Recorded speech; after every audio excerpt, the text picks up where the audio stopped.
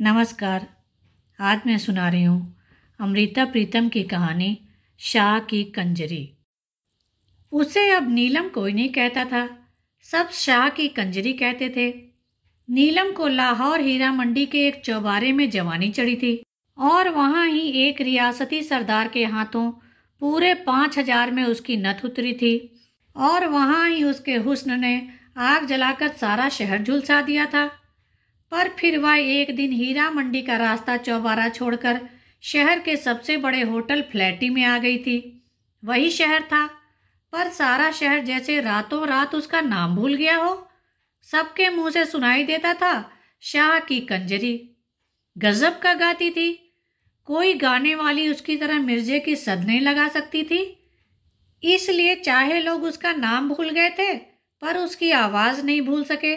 शहर में जिसके घर भी तवे वाला बाजा था, वह उसके भरे हुए तवे जरूर खरीदता था।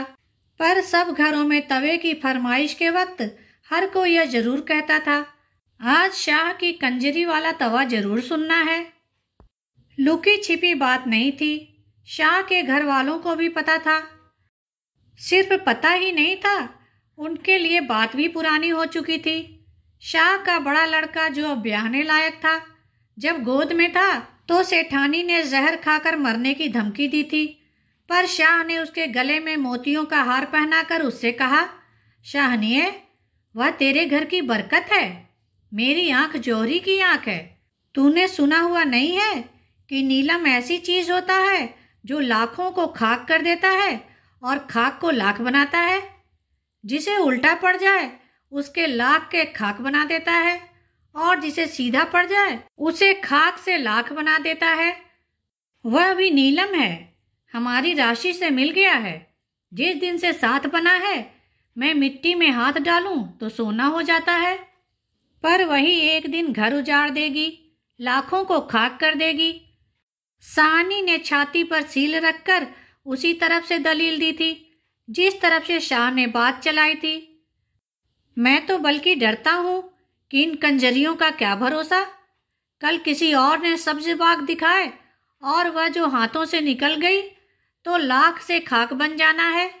शाह ने फिर अपनी दलील दी थी और शाहनी के पास और दलील नहीं रह गई थी, सिर्फ वक्त के पास रह गई थी। और वक्त चुप था, कई बरसों से चुप था। शाह सचमुच जितने रुपए नीलम पर बहाता, उससे कई गुना ज्यादा पता नहीं कहां कहां से बहकर उसके घर आ जाते थे। पहले उसकी छोटी सी दुकान शहर के छोटे से बाजार में होती थी, पर अब सबसे बड़े बाजार में लोहे के जंगले वाली सबसे बड़ी दुकान उसकी थी। घर की जगह पूरा मोहल्ला ही उसका था, जिसमें बड़े खाते पीते किराएदार थे और जिसमें तहखाने वाले घर को शाहनी एक दिन के लिए भी अकेला नहीं छोड़ती थी। बहुत बरस हुए। शाहनी ने एक दिन मोहरों वाले ट्रंक में ताला लगाते हुए शाह से कहा था, उसे चाहे होटल में रखो, चाहे उसे ताजमहल बनवा दो, पर बाहर की बला बाहर ही रखो। उसे मेरे घर ना लाना, मैं उसके माथे नहीं लगूंगी। और सचमुच शाहनी ने अभी तक उसका मुंह नहीं देखा था। जब उसने यह बात कही थी, उसका बड़ा लड़का स्कूल में पढ़ता था और अब ब्याहने लायक हो गया था। पर शाहनी ने न उसके गाने वाले तवे घर में आने दिए और न घर में किसी को उसका नाम ही लेने दिया। वैसे उसके बेटे ने दुकान दुकान पर उसके गाने सुन रखे थे और जने जने से सुन रखा था शाह की कंजरी। बड़े लड़के का ब्याह था। घर पर 4 महीने से दर्जी बैठे हुए थे। कोई सूटों पर सलमा काढ़ रहा था, कोई तिल्ला, कोई किनारी और कोई दुपट्टे पर सितारे जड़ रहा था। शाहनी के हाथ भरे हुए थे। रुपयों की थैली निकालती, खोलती, फिर और थैली भरने के लिए तहखाने में चली जाती। शाह के यार दोस्तों ने शाह की दोस्ती का वास्ता दे डाला, लड़के के ब्याह पर कंजरी जरूर गंवानी है। वैसे बात उन्होंने बड़े तरीके से कही थी ताकि शाह कभी बल न खा जाए। वैसे तो शाह जी बहुत तेरी नाचने गाने वाली हैं, जिसे मर्जी हो बुलाओ। पर यहाँ मल्लिकाए तरन्नुम जरूर आए, चाहे मिर्जे की एक ही सद लगा जाए। फ्लैटी होटल आम होटलों जैसा नहीं था वहाँ ज्यादातर अंग्रेज लोग ही आते और ठहरते थे। उसमें अकेले अकेले कमरे भी थे और बड़े बड़े 3 कमरों के सेट भी। ऐसे ही एक सेट में नीलम रहती थी और शाह ने सोचा दोस्तों यारों का दिल खुश करने के लिए वह एक दिन नीलम के यहाँ एक रात की महफिल रख लेगा। यह तो चौबारे पर जाने वाली बात हुई। एक ने उज्र किया तो सारे बोल पड़े, नहीं शाह जी, वह तो सिर्फ तुम्हारा ही हक बनता है। पहले कभी इतने बरस हमने कुछ कहा है? उस जगह का नाम भी नहीं लिया। वह जगह तुम्हारी अमानत है। हमें तो भतीजे के ब्याह की खुशी मनानी है। उसे खानदानी घरानों की तरह अपने घर बुलाओ, हमारी भाभी के घर। बात शाह के मन को भा गई, इसलिए कि वह दोस्तों यारों को नीलम की राह दिखाना नहीं चाहता था। उसके कानों में भनक पड़ती रहती थी कि उसकी गैर हाजिरी में कोई एक अमीर ज़्यादा नीलम के पास आने लगा था। दूसरे इसलिए भी वह चाहता था कि नीलम एक बार उसके घर आकर उसके घर की तड़क भड़क देख जाए, पर वह शानी से डरता था। दोस्तों को हामी ना भर सका। दोस्तों यारों में से 2 एक ने राह निकाली और शानी के पास जाकर कहने लगे, भाभी तुम लड़के की शादी के गीत नहीं गवाओगी? हम तो सारी खुशियां मनाएंगे। शाह ने सलाह की है कि एक रात यारों की महफिल नीलम की तरफ हो जाए। बात तो ठीक है, पर हजारों उजड़ जाएंगे। आखिर घर तो तुम्हारा है, पहले उस कंजरी को थोड़ा खिलाया है। तुम सयानी बनो, उसे गाने बजाने के लिए एक दिन यहाँ बुला लो। लड़के की ब्याह की खुशी भी हो जाएगी और रुपया उजड़ने से बच जाएगा। शानी पहले तो भरी भराई बोली, मैं उस कंजरी के माथे नहीं लगना चाहती।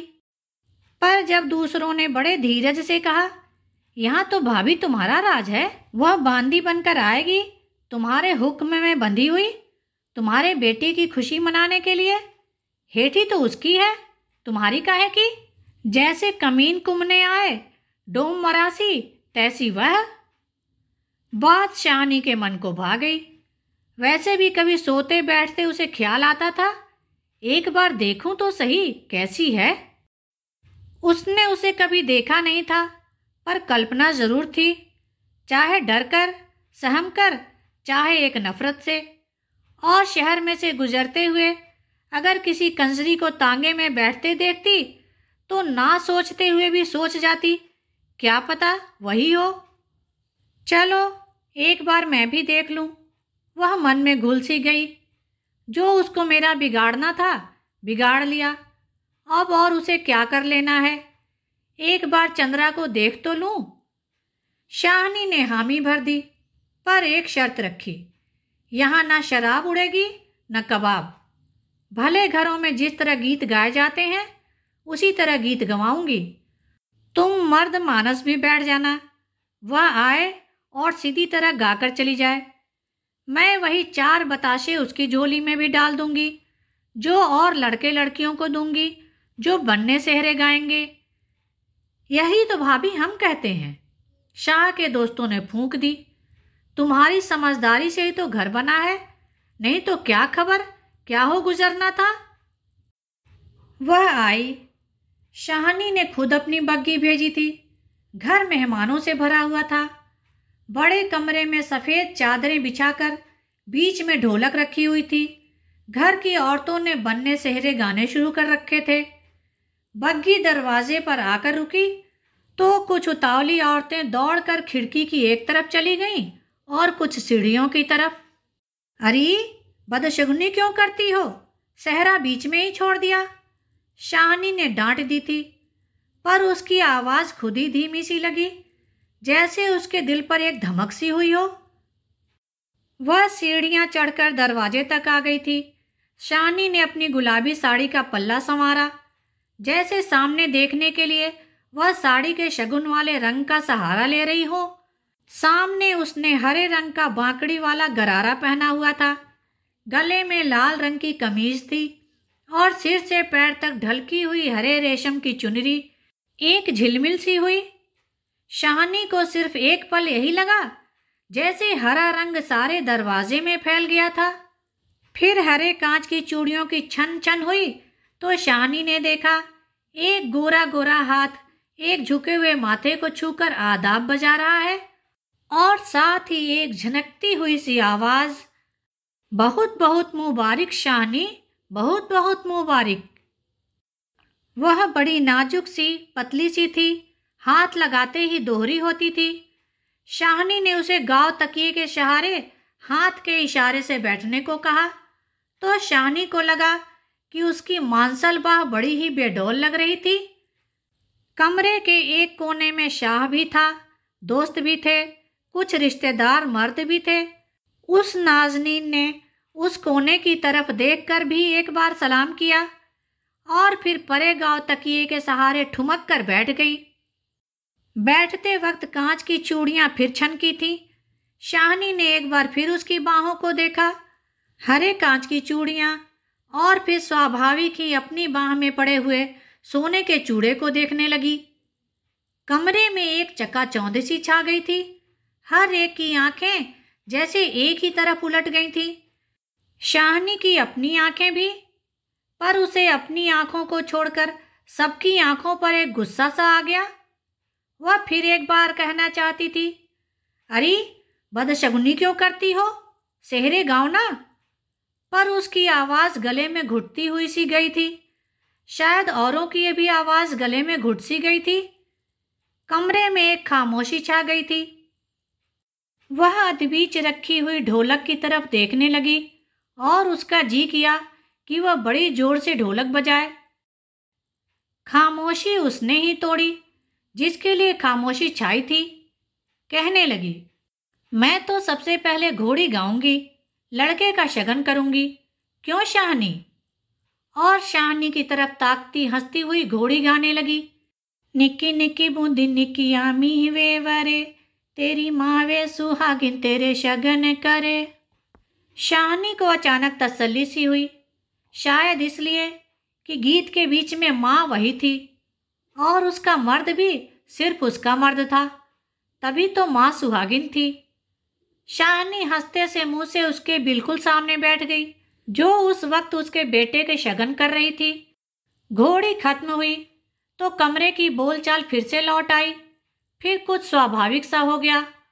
औरतों की तरफ से फरमाइश की गई, ढोलकी रोडे वाला गीत। मर्दों की तरफ से फरमाइश की गई, मिर्जे दियां सद्दा। गाने वाली ने मर्दों की फरमाइश सुनी, अनसुनी कर दी और ढोलकी को अपनी तरफ खींचकर उसने ढोलकी से अपना घुटना जोड़ लिया। शाहनी कुछ रौ में आ गई, शायद इसलिए कि गाने वाली मर्दों की फरमाइश पूरी करने के बजाय औरतों की फरमाइश पूरी करने में लगी थी। मेहमान औरतों में से शायद कुछ एक को पता नहीं था, वह एक दूसरे से कुछ पूछ रही थीं और कई उसके कान के पास कह रही थीं, यही है शाह की कंजरी। कहने वालियों ने शायद बहुत धीरे से कहा था, खुसुर फुसुर सा, पर शाहनी के कान में आवाज पड़ रही थी, कानों से टकरा रही थी, शाह की कंजरी, शाह की कंजरी। और शाहनी के मुंह का रंग फीका पड़ गया था। इतने में ढोलक की आवाज ऊंची हो गई और साथ ही गाने वाली की आवाज भी, सूहे वे चीरे वाली या मैं कहनी हाँ। और शाहनी का कलेजा थम सा गया। वह सूहे चीरे वाला मेरा ही बेटा है और सुख से आज घोड़ी पर चढ़ने वाला मेरा बेटा। फरमाइश का अंत नहीं था। एक गीत खत्म होता, दूसरा गीत शुरू हो जाता। गाने वाली कभी औरतों की तरफ की फरमाइश पूरी करती, कभी मर्दों की। बीच बीच में कह देती, कोई और भी गाओ ना, मुझे सांस दिला दो। पर किसकी हिम्मत थी उसके सामने होने की? उसकी टल्ली सी आवाज। वह भी शायद कहने को कह रही थी, वैसे एक के पीछे झट दूसरा गीत छेड़ देती थी। गीतों की बात और थी, पर जब उसने मिर्जे की हेक लगाई, उठनी साहिबा सुतिए, उठ के दे दीदार, हवा का कलेजा हिल गया। कमरे में बैठे मर्द बुत बन गए। शाहनी को फिर घबराहट सी हुई। उसने बड़े गौर से शाह के मुख की तरफ देखा। शाह भी बुतों सरीखा बुत बना हुआ था और शाहनी को लगा वह पत्थर का हो गया था। शाहनी के कलेजे में हौल सा हुआ और उसे लगा अगर यह घड़ी छिन गई तो वह आप भी हमेशा के लिए बुत बन जाएगी। वह करे, कुछ भी करे, पर मिट्टी का बुत ना बने। काफी शाम हो गई, महफिल खत्म होने वाली थी। शाहनी का कहना था आज वह उसी तरह बताशे बांटेगी जिस तरह लोग उस दिन बांटते हैं जिस दिन गीत बैठाए जाते हैं।